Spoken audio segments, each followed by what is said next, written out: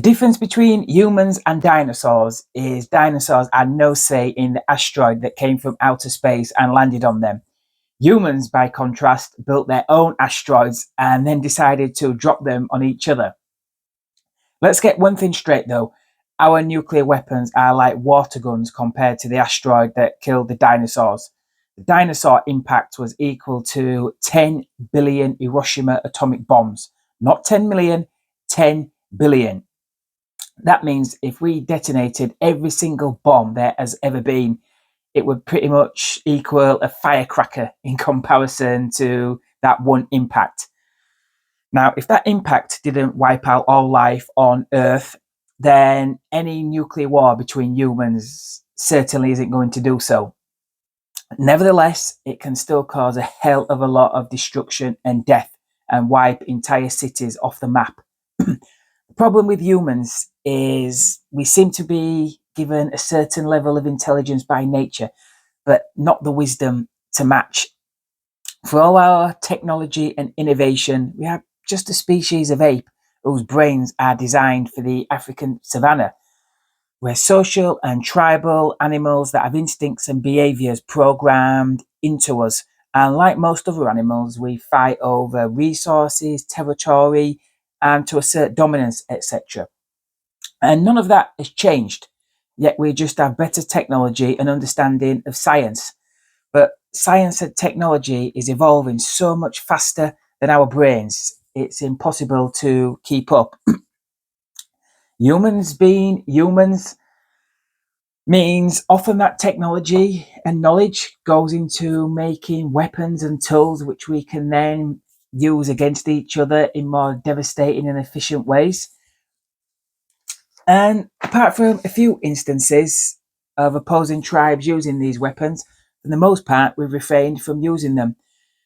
Pretty much in the same way two massive male grizzly bears do a lot of posturing without actually coming to blows.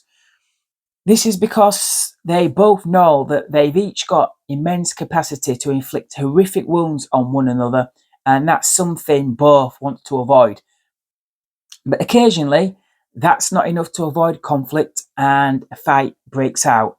Now, MAD, or mutually assured destruction, is a military theory that is said to have stopped nuclear powers attacking each other.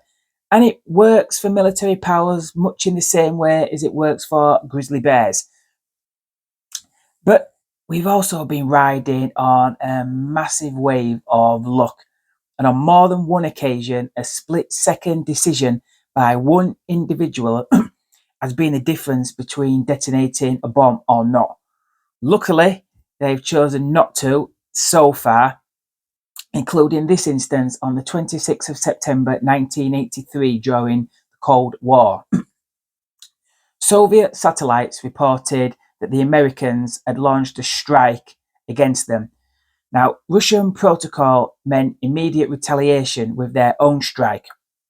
But Stanislav Petrov, the commanding officer at the time, thought something wasn't right as the satellite showed there was only 5 missiles had been launched. And his theory was if the Americans were to launch a nuclear strike, they'd do it with many more than 5 missiles. Therefore, he overruled a decision to launch their own strike. Turns out the satellites had got it wrong and the Americans hadn't launched anything.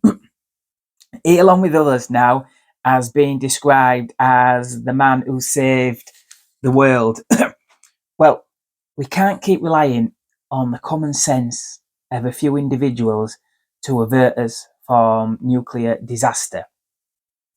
Humans are tribal animals that form hierarchies, and that means those who get to the top get to make the decisions that the rest of us just obey. The vast majority of people don't get a say in any of this. And those at the top, just like the rest of us, are prone to flaws and folly. And it seems absolutely insane we give so much power to so few. And this is what we see now. The death of thousands, potentially hundreds of thousands, determined by the orders of a few men. Men with egos men who often refuse to back down, men who often show insane levels of intransigence. The rest of us are just pawns in a chess game played by the powerful. Now, Putin is one man, yet on his orders, an entire country has been invaded. And as it's not gone to plan and he becomes more desperate, there's no guarantee he won't use nuclear weapons. Then we can only hope and pray that his subordinates refuse to carry them out. The more NATO talks tough and refuses to compromise, the more Putin is backed into a corner. And we all know what happens to animals backed into a corner without means of escape. It seems pretty clear that we need to give Putin an escape route where he can save face. And let's face it, it will become more dangerous and more chance of nuclear war the more we keep escalating things. Don't be so sure that we will always make the right decisions to avert nuclear catastrophe. After all, we are the ape that was stupid enough to invent these bombs.